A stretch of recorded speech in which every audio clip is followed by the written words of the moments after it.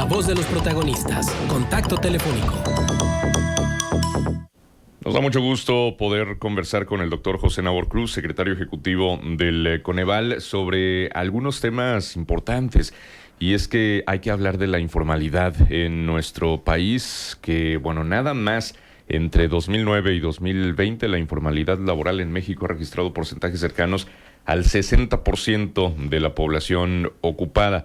Es un fenómeno que se sabe, una parte de la economía y de la actividad económica en México se sostiene en la informalidad, pero ¿eso qué implicaciones tiene a nivel tributario, a nivel social, por supuesto, a nivel también del contexto de presiones inflacionarias? En fin, vamos a conversar con el doctor Cruz para que nos ahonde en estos temas.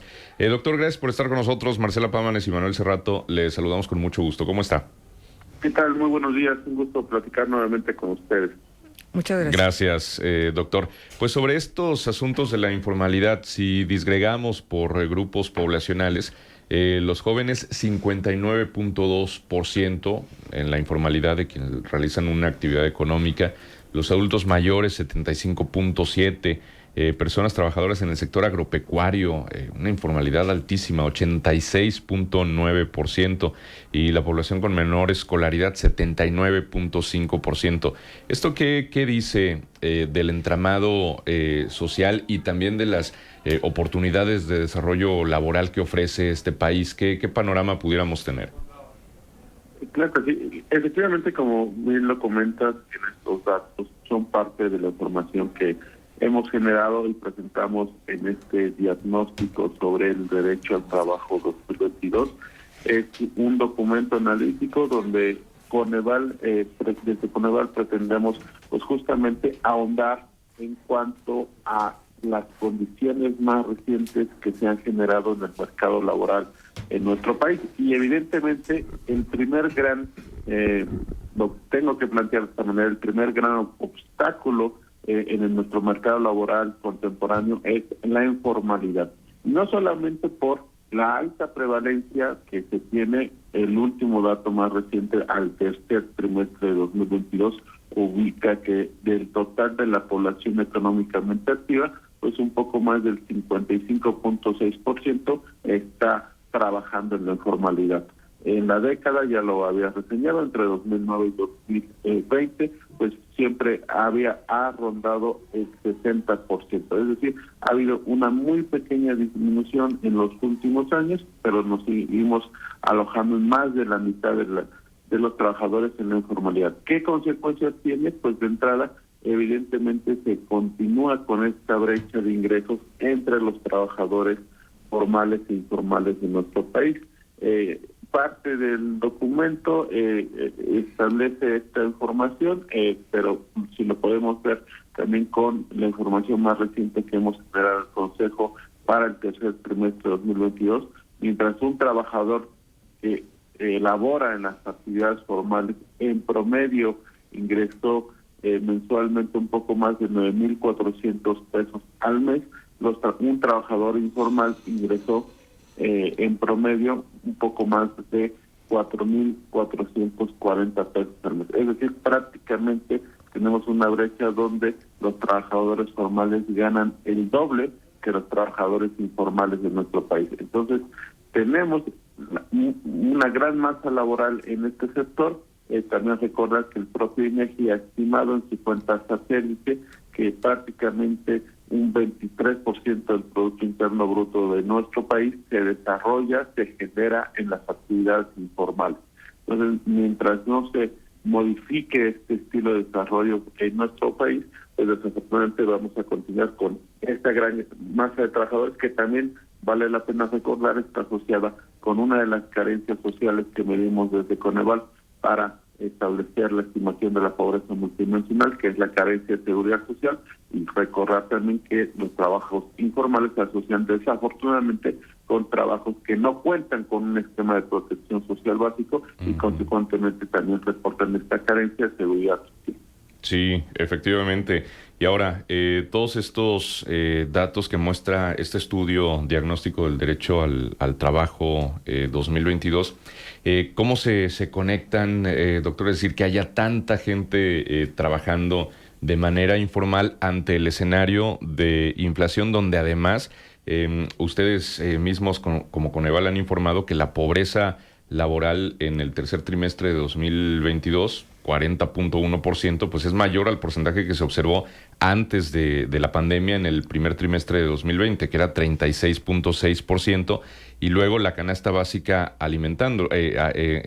incrementándose, los precios de los alimentos creciendo por encima de los ingresos. Claro.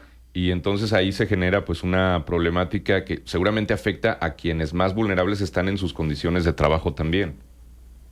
Claro que sí, efectivamente, y la asociación básicamente está exhibida en cuanto a esta brecha salarial que te comentaba, pero también vale la pena recordar lo siguiente, si bien hemos, y en parte del informe lo planteamos, en los últimos prácticamente 5 años, desde 2018, se ha generado un esquema de incremento del salario mínimo, lo cual, si bien ha permitido que en términos reales se ha dado una cierta recuperación en los últimos 4 años, un poco más del 60% entre 2016 y 2019, así lo marcamos en el propio documento.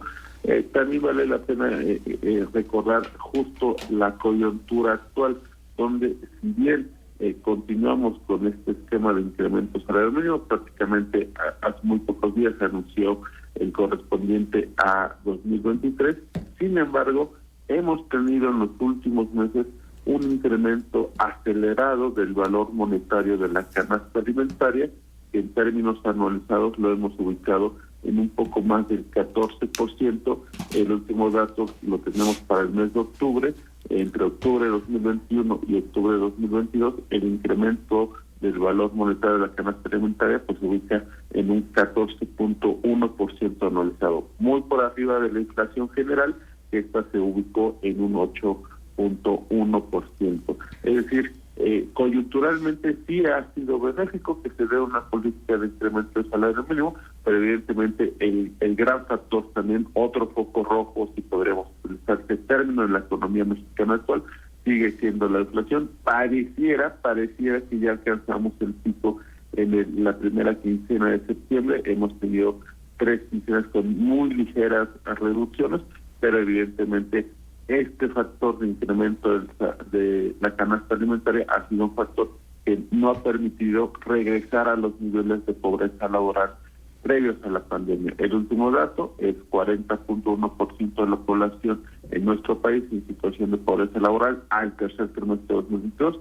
mientras que el trimestre previo al inicio de la pandemia, es decir, primer trimestre de 2020, se ubicaba en un 36.8%. Es decir, estamos casi un poco más de 3 puntos porcentuales por arriba de ese nivel.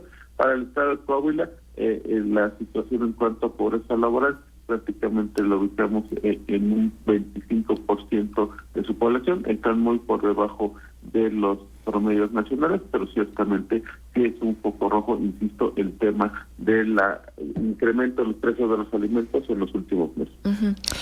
Doctor, buenos días, le saluda Marcela Pámanes. De alguna manera, a mí me interesa mucho saber las condiciones de las mujeres que viven en la informalidad.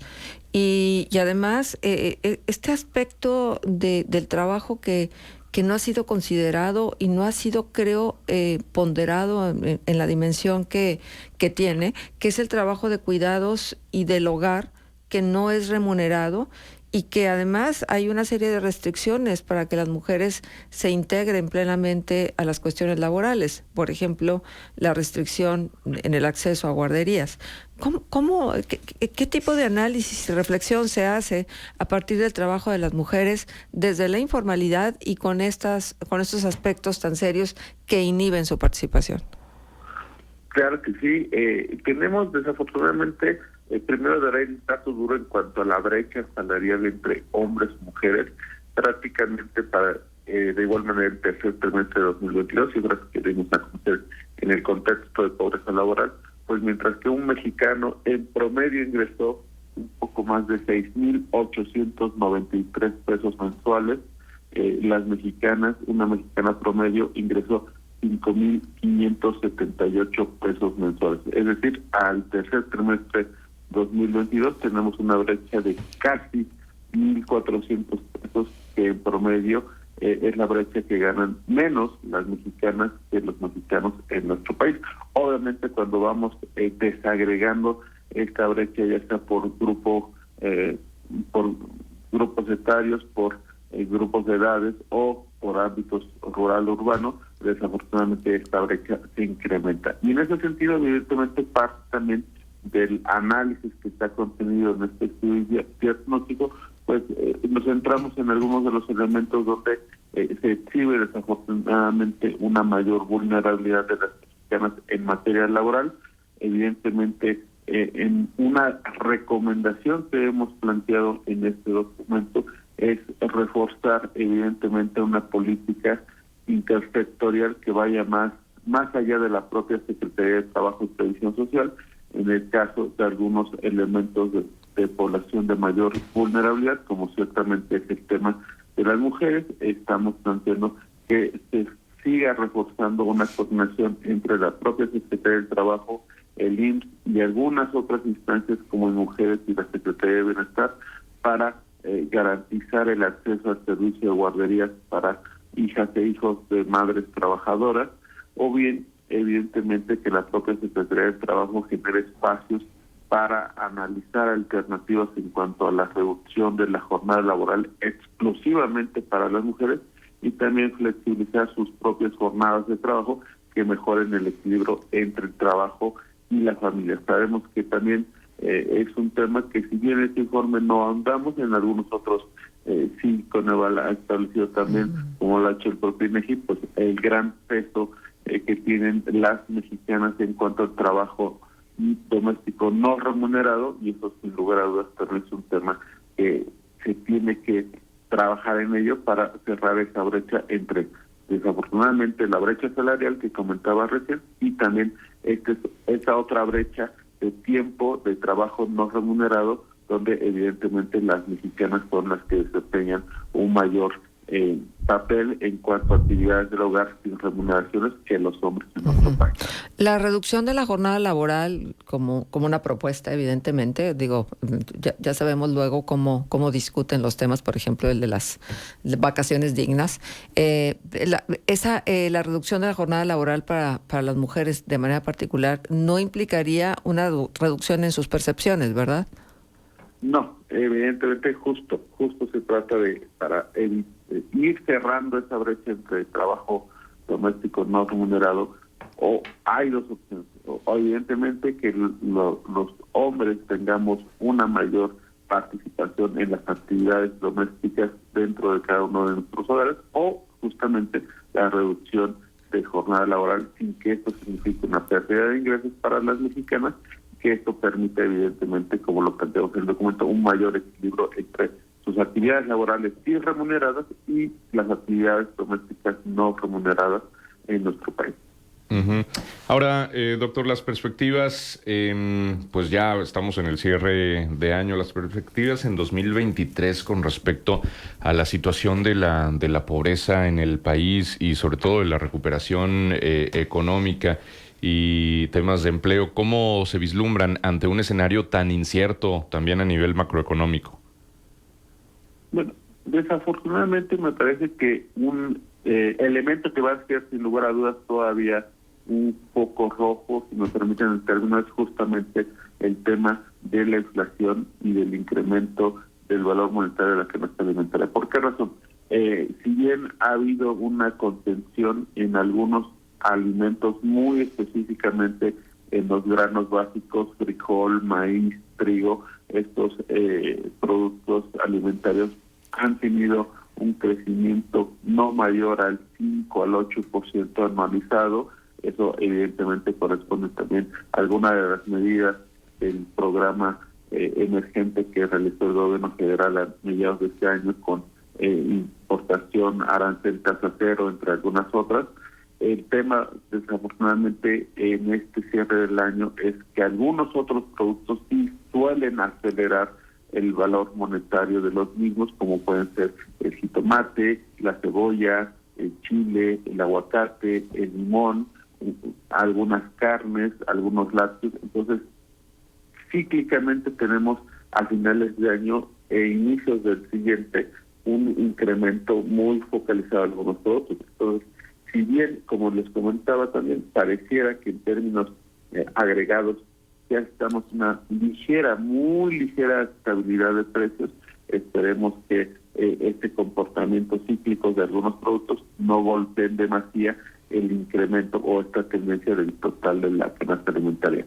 Seguimos, si iniciamos el año todavía con un incremento anualizado del valor monetario de la canasta alimentaria por arriba del 13-14%, indudablemente esto va a restringir el efecto positivo que va a tener el incremento del salario mínimo ya anunciado y que se aplicará a partir de enero del siguiente año. En cuanto al agregado de la masa laboral, me parece que ahí sí ya tenemos inclusive niveles de número de personas empleadas, inclusive en algunos estados por arriba de lo que se tenía previo a la pandemia. Desafortunadamente, muy puntualmente en el tema de pobreza laboral, no hemos podido retornar a los niveles previos de la misma por el tema inflacionario, ya que eso pues ha sido en los últimos meses un efecto mucho mayor, este incremento de precios de alimentos, que el precio, el valor del incremento de los ingresos laborales y de la propia masa salarial en nuestro país. Entonces, sin lugar a dudas, vamos a iniciar el año 2023 todavía con este factor restrictivo, que es el incremento del precio de los alimentos, pero esperemos que si pudiera seguir teniendo un efecto las medidas de política monetaria del Banxico, pues que progresivamente entre el segundo y tercer trimestre del siguiente año tengamos ya un retorno a niveles no parecidos a 2020, pero sí progresivamente cercanos, y eso permita que no atenta que se afiance el poder adquisitivo real de las familias en el país y retornemos hacia esos trimestres, ojalá, probablemente a niveles previos al inicio de la pandemia en términos de pobreza laboral. Doctor, y nos queda poco tiempo, pero nos gustaría mucho saber ¿qué incluye la posibilidad de reducir la informalidad en este país? Más allá de, evidentemente, las políticas públicas, económicas, más allá del cambio estructural en la economía de nuestro país, ¿qué se requiere para combatir la informalidad? Bueno, evidentemente, seguir reforzando esquemas de proyectos de inversión, ya sea públicos, ya sea privados, ya sea mixtos, empiecen a generar una mayor cantidad de empleos que tengan condiciones mínimas de formalidad, es decir, que tengan esquemas básicos de protección social. Desafortunadamente, en cuanto a la carencia de seguridad social que tenemos en Coneval, de las 6 sigue siendo la de mayor prevalencia, y de igual manera ronda el 57% de la población en nuestro país para 2020 que está reportando esta carencia de seguridad social. Entonces, sin lugar a dudas, mientras no avancemos en esta propuesta de generar mayores empleos formales, que tiene varias aristas. La primera de ellas, evidentemente, también es reforzar los sistemas de tributación, porque evidentemente al que una pequeña empresa genere o pueda afectar empleos formales, pasa también por el pago de impuestos, la adscripción de sus trabajadores al Instituto Mexicano de Seguro Social, evidentemente también mayor oferta de salario a estos trabajadores. Entonces son varias aristas que indudablemente son todo un reto para lo que ya se ha generado en las últimas, yo diría, 3 o 4 décadas, esta gran masa de informalidad.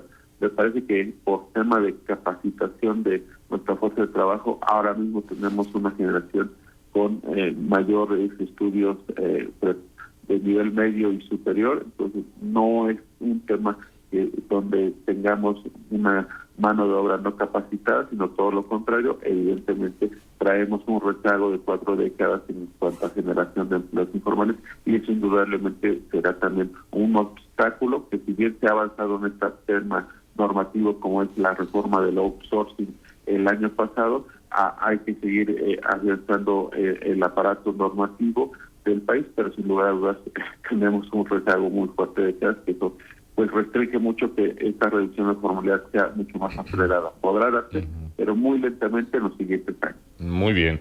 Doctor, pues ha sido un gusto volver a conversar con usted. Si nos lo permite, continuaremos en contacto porque hay muchos temas interesantes que analizar e importantes también, por supuesto. Gracias, doctor, por estar con nosotros. Que tengan un excelente día. Muchísimas gracias. Igualmente, es el doctor José Nabor Cruz Marcelo, secretario ejecutivo del Coneval. Vamos a la pausa, 8:27, 17 grados temperatura en el centro de Torreón. Regresamos enseguida. Contextos. El programa líder en la radio hablada.